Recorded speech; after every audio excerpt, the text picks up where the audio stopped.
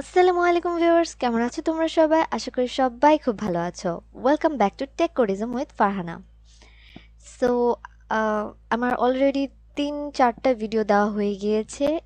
Algorithm পর্যন্ত আমরা গিয়েছিলাম। সো আমাদের অ্যালগরিদম লাস্ট ক্লাসে ছিল হচ্ছে অ্যালগরিদম।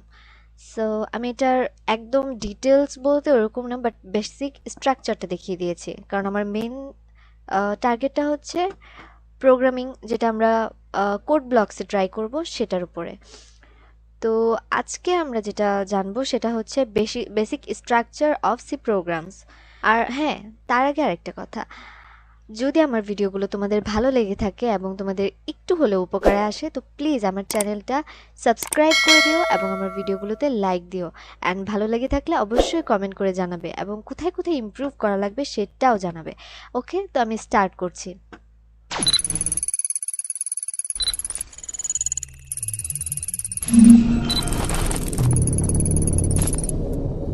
আজকে আমরা জানবো স্ট্রাকচার অফ সি প্রোগ্রাম। মানে আমরা যে সি প্রোগ্রামটি স্টার্ট করছি, এটা হচ্ছে আমরা এটাকে বলা হয় প্রোগ্রামিং এর মাদার ল্যাঙ্গুয়েজ। কারণ এটাই বেসিক। এটা যদি তুমি শিখতে পারো, তুমি আস্তে আস্তে ভিতরে কারণ এরপরে আর ধাপে ধাপে আরো মানে বড় বড় আসবে, বাট তুমি যদি বেসিকটা না জানো তুমি কখনো ভিতরে যেতে পারবা না। তো তোমার আগে বেসিকটা ক্লিয়ার হওয়া লাগবে। তো এর জন্য আগে আমাদের প্রোগ্রামিং সি শেখা লাগবে। আর সিটা যখন তোমার কাছে ইজি হয়ে যাবে, তখন মনে করবা তুমি বাকিগুলো পারবা। একবারে না শিখে পারবা যে এটা না, বাট আইডিয়া নিতে পারবা। দেন পরে আলাদা ল্যাঙ্গুয়েজ আছে, সি প্লাস প্লাস আছে, পাইথন আছে, জাভা আছে, জাভা স্ক্রিপ্ট, অনেক ধরনের আছে। সো স্টার্ট করছি। এখানে হচ্ছে ফার্স্টে আমাদের এই স্ট্রাকচার সি প্রোগ্রামিংটা হচ্ছে স্ট্রাকচার প্রোগ্রাম। ওকে, সো তার মানে এটা তুমি একটা স্ট্রাকচার আছে, এই স্ট্রাকচারের বাইরে লিখলে তোমার কখনোই সেটা মানে সেটা কখনোই কাজ করবে না। লাইক এখানে দেখো, এখানে যেভাবে যেটা দেওয়া আছে, এখানে প্রত্যেকটা জিনিস এক একটা ফাংশন, মানে এক একটা স্ট্রাকচার সুন্দর করে। একটা বিল্ডিং তুমি স্ট্রাকচার ছাড়া কখনোই করতে পারবে না। খালি মন মতো ইট বসাই দিলে কি হয়ে যাবে? হবে না। সো সেম ওয়েতে যখন তুমি একটা প্রোগ্রাম তৈরি করবা, তো অবশ্যই সেটাকে যেভাবে করে সাজানোর কথা সেভাবেই সাজানো লাগবে। তো এখানে মেইনলি কি কি লাগতেছে সেটাই বলতেছি।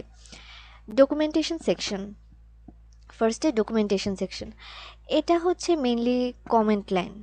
কমেন্ট লাইন মানে হচ্ছে তুমি একটা মানে প্রোগ্রাম তৈরি করলা, কিন্তু এখন যদি তোমার এখানে কোনো কমেন্ট দেওয়া না থাকে, মানে তোমার বোঝার সুবিধার জন্য, এটা মেইনলি কাজ করে বোঝার সুবিধার জন্য। মনে করলে তুমি একটা প্রোগ্রাম তৈরি করে রাখলা, কিন্তু এখন তোমার জায়গায় অন্য কেউ আসলো, নর্মালি প্রোগ্রামটা দেখলে সবাই ইজিলি বুঝতে পারবে না, বিকজ এটা তোমার প্রোগ্রাম। সো পাশে যদি তুমি এরকম এখানে find out the area of circle এভাবে করে দিয়ে রাখো, তো তারা ইজিলি ক্যাচ করতে পারবে যে এখানে কি বলা আছে, মানে এই প্রোগ্রামটা কি রিলেটেড এবং কোন জায়গায় কি ইউজ করা হয়েছে। তো সেই জন্যই হচ্ছে এই কমেন্ট লাইনটা ইউজ করা লাগে। আর কমেন্ট লাইন যখন ইউজ করা হবে, মানে যেটা ইউজ করা লাগে সেটা আমি তোমাদের কোড ব্লকসে নিয়ে দেখাচ্ছি। কোড ব্লকসটা কিভাবে নেওয়া লাগে সেটার ভিডিও তোমরা ইউটিউবে অ্যাভেলেবেল পাবা, তুমি সেখান থেকে দেখে নিতে পারো। আমি আর এটা এক্সট্রা ভাবে দেখাচ্ছি না। ওখানে দেখবা অনেক জায়গায় ডিরেক্ট লিঙ্ক দেওয়া থাকে। সো এটা তোমরা ইজিলি পেয়ে যাবে, তোমরা সেখান থেকে দেখে নিও। আমি তোমাদের সিস্টেমটা দেখিয়ে দিচ্ছি। ফার্স্টে কি করবা, এখান থেকে একটা এমটি ফাইল ক্রিয়েট করবা। দেন এই যে এরকম আনটাইটেল 1 এরকম লেখা আসবে। দেন তোমরা হচ্ছে ফাইলে ক্লিক করবা। ফাইলে ক্লিক করার পরে এখানে সেভ ফাইল, ফাইলটা সেভ করা লাগবে। সো এখানে আনটাইটেল এটাই সেভ করে দিই। আর নর্মালি তোমরা যে কোনো নাম দিয়ে সেভ করতে পারবা। একটা আলাদা প্রোগ্রামিং এর জন্য ফাইলই ক্রিয়েট করে রাখবা, সেখানে সবগুলো সেট করবা। আমার এরকম অনেকগুলো ফাইল ক্রিয়েট করা আছে, তো এখানে আমি সেভ করে রাখলাম। তো এখন আমি তোমাদের দেখাই কমেন্ট লাইনটা কি। সাপোজ আমি একটা প্রোগ্রাম নিচ্ছি, দাঁড়াও। দেখো, সাপোজ এটা একটা প্রোগ্রাম, এখানে সুন্দর করে লিখে দেওয়া আছে। এখানে আমরা কি করেছি, যোগ করেছি, বিয়োগ করেছি, এটা ইজি, এটা তোমরা দেখলে ইজিলি বুঝতে পারবা। কিন্তু এরকম টাইপের দেখবা যখন একটা অনেক বড় প্রোগ্রাম, একটা অনেক বড় প্রজেক্ট করা হবে, তখন সেটা তুমি ইজিলি দেখলে বুঝবা না, তোমার নিজেরও মনে থাকবে না। তুমি নিজে করবা, বাট তোমার নিজেরও মনে থাকবে না। তখন কিভাবে করবা? সো মনে করলা এখানে আমি এন্টার 2 নাম্বার দিলাম, এখানে এক্স, এখানে পাশে আমি দিলাম তখন কি করবা, এখন হচ্ছে আমার কাজ হচ্ছে এখানে স্ল্যাশ দিব, ডাবল স্ল্যাশ দিয়ে দেন পরে আমি লিখে দিলাম যে সাপোজ, এটা জাস্ট আমি তোমাদের দেখাচ্ছি, ঠিক আছে, এখানে লেখার দরকার পড়ে না, বাট আমি দেখাচ্ছি খালি 4y = 5। দেখো এখানে আমি জাস্ট লিখে দিলাম, কিন্তু এই প্রোগ্রামের উপর কিন্তু এটার কোনো ইফেক্ট পড়বে না, কারণ এটা কিন্তু ঝাপসা হয়ে আছে। এটা জাস্ট তোমার বোঝার জন্য। এখানে তুমি নর্মালি কিছু লিখতে পারবে না, সবগুলো স্ট্রাকচার অনুযায়ী লেখা লাগবে, কিন্তু এটা তুমি হ্যাশ যে স্ল্যাশ স্ল্যাশ দিয়ে তুমি তোমার মতো করে যেটা বোঝাতে চাচ্ছ সেটা লিখে দিতে পারো। সো এটাই হচ্ছে সিঙ্গেল লাইনের জন্য সিঙ্গেল কমেন্ট, এটাকে বলে single comment. This is single comment, okay. আর মাল্টিপল কমেন্ট কিভাবে লিখবো আমরা, একটা স্ল্যাশ দিবে, দেন অ্যাস্টারিস্ক দিবে, দেন মনে করলা তুমি 5 10। দেখো এখানে কিন্তু আমি এটা দেওয়ার পরে আমার এই পুরাটাই কিন্তু দেখো কমেন্ট লাইন হয়ে গেছে, কিন্তু আমি তো এটা চাচ্ছি না, কারণ আমার প্রোগ্রাম ঠিক থাকবে। আমি তো এটাকে কমেন্ট লাইন করলে আমার আউটপুটই আসবে না, তাই না? এখানে জাস্ট দেখো আমি বিল্ড করে দেখাই, দেখো আমার এখানে ভুল দেখাচ্ছে, কারণ আমার এটা তো হচ্ছে না, কারণ এখানে কোনো কিছু আমি মানে সব কমেন্ট হয়ে গেছে, এর জন্য এটা ওয়ার্ক করতেছে না। তো আমার কি করা লাগবে, এখানে আমি অ্যাস্টারিস্ক এটা দিলাম, দেখো এখন কিন্তু আবার এটা ফিরে আসছে। তো মাল্টিপল কমেন্ট করতে চাইলে তুমি যদি এখানে অনেকগুলো কমেন্ট করে রাখতে চাও যে এই কাজ এটা করছি এটা করছি এটা করছি, তো সেটার জন্য আমাদের কি করা লাগবে, স্ল্যাশ অ্যাস্টারিস্ক, তারপরে ভিতরে কাজ দিয়ে তারপর অ্যাস্টারিস্ক আবার স্ল্যাশ। এটা হচ্ছে ডাবল কমেন্ট, মাল্টিপল কমেন্টের জন্য। আর যখন সিঙ্গেল একটা লাইনে কমেন্ট হবে তখন হচ্ছে আমি পাশে লিখে দিচ্ছি মাল্টিপল কমেন্ট।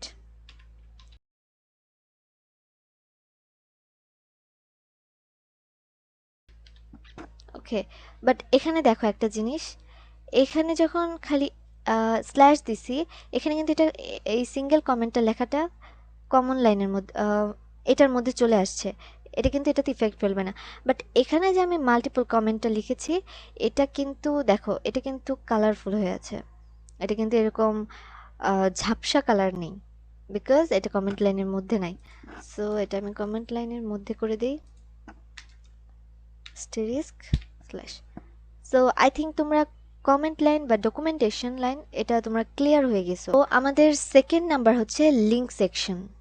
সো লিঙ্ক সেকশনটা কি, লিঙ্ক সেকশন হচ্ছে আমাদের প্রোগ্রামিংয়ে কিছু লাইব্রেরি আছে, ওয়েল এস্টাবলিশড লাইব্রেরি, যেখানে যাবতীয় সব কিছু আমাদের লাইব্রেরিতে কি থাকে, যাবতীয় সব কিছু থাকে, আমরা আমাদের যেটা প্রয়োজন আমরা সেটাই ইউজ করতে পারি, যে বইটা দরকার সেটাই নিতে পারি।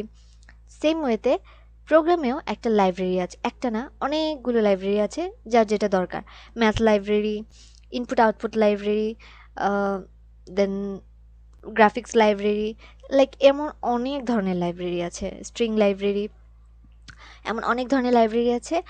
তো আমাদের হচ্ছে আমরা কোন ধরনের প্রোগ্রামটা ক্রিয়েট করতে যাচ্ছি, কোন ধরনের কাজটা করতে যাচ্ছি, আমাদের সেই ধরনের লাইব্রেরিটা নিতে হবে। এখানে আমরা হ্যাশ ইনক্লুড stdio.h এটা নর্মাল। আর আমি তোমাদের লাইব্রেরির কি কি লাইব্রেরি আছে, কি ধরনের লাইব্রেরি আছে মোটামুটি সেটার একটা ধারণা দেব ইনশাল্লাহ। সো আমি আগে এইটা শেষ করি, ভিডিওটা নইলে অনেক বড় হয়ে যাবে। সো এখানে আর দিয়েছি #conio.h, ওকে। সো দেন হচ্ছে আমাদের definition section. Definition section has define, এটা সব জায়গায় ইউজ করা হয় না, এটা জাস্ট ফিক্সড করার জন্য কিছু তখন ইউজ করা হয়, এটার আলাদা ডিটেলস আছে, এটা পরে ইনশাল্লাহ আলোচনা করা হবে। সো হ্যাজ ডিফাইন এখানে দিয়েছি পাই 3.141 দিয়ে রেখেছি, ওকে। আমি বেশ ডিটেলসে কিছু বললাম না, এটা অলওয়েজ লাগে না। দেন হচ্ছে global declaration section. So global ডিক্লারেশনটা কি সেটা আমি যখন local declaration and global declaration দুটার পার্থক্যটা দেখাবো নেক্সট ভিডিওতে, বা আচ্ছা আমি লিঙ্ক দিয়ে দিব উপরে, যখন আমার ভিডিওটা আপলোড হবে তো দেখে নিও সেখান থেকে। সো তাহলে তোমরা ক্লিয়ার হয়ে যাবে। এখন এখানে দরকার পড়তেছে না, এখন তো জাস্ট স্ট্রাকচারটা দেখাচ্ছি। সো দেন হচ্ছে মেইন ফাংশন। সো এইখান থেকে মেইন ফাংশন, এখানে মেইন ফাংশন, মেইন, দেন হচ্ছে প্যারেনথেসিস ইউজ করব। প্যারেনথেসিস তো বুঝেছো, এগুলোকে, এই দুটাকে প্যারেনথেসিস বলে। দেন এখন ফাংশন সেকশন, এখানে এটা তৈরি হবে কার্লি ব্রেস ইউজ করব দুটা। এটা ওপেন, এটা হচ্ছে ওপেন, এটা ক্লোজ। ওকে, এখানে হচ্ছে ডিক্লারেশন পার্ট, এখানে ডিক্লারেশন পার্ট আছে। দেন এক্সিকিউটেবল পার্ট, ডিক্লারেশন পার্টে আমরা কি কি ডিক্লেয়ার করতে চাচ্ছি সেগুলো ডিক্লেয়ার করব। অ্যান্ড এক্সিকিউটেবল পার্টে আমাদের কাজটা হবে এক্সিকিউশন। ওকে, আমাদের কাজটা এক্সিকিউট করবে। এটা এটা দেখাই, দেখো এখানে হচ্ছে এই যে ডিক্লেয়ার করেছে, কাজ হয়েছে, প্রসেস হয়েছে, এক্সিকিউট হয়েছে, সব কিছু হয়েছে। বাট এটা একটা ফাংশনের মধ্যে, এই ব্র্যাকেট দিয়ে এটাকে ফাংশনের মধ্যে বুঝিয়ে দিয়েছে।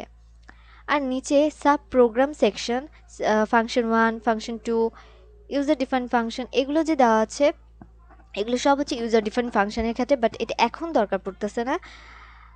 এটা যখন আমি ইউজার ডিফাইন ফাংশনের চ্যাপ্টারে যাব তখন এটা আলোচনা করব। তো আশা করি তোমরা বুঝতে পেরেছো মোটামুটি। আরও যখন আমরা প্র্যাকটিস করব প্র্যাকটিক্যালভাবে তখন তোমরা আরও ক্লিয়ার হয়ে যাবে। তো আশা করি তোমাদের ভিডিওটি ভালো লেগেছে, এবং আমি একটা শর্ট করে ভিডিও জাস্ট করে দিব এই যে লিঙ্ক সেকশনে কি কি লিঙ্ক টাইপ থাকে সেটার উপরে। তো ভালো থাকো, সুস্থ থাকো, আল্লাহ হাফেজ। এবং আমার ভিডিওটা ভালো লেগে থাকলে অবশ্যই একটা লাইক, কমেন্ট এবং অবশ্যই চ্যানেলটা সাবস্ক্রাইব করে দিও। আল্লাহ হাফেজ।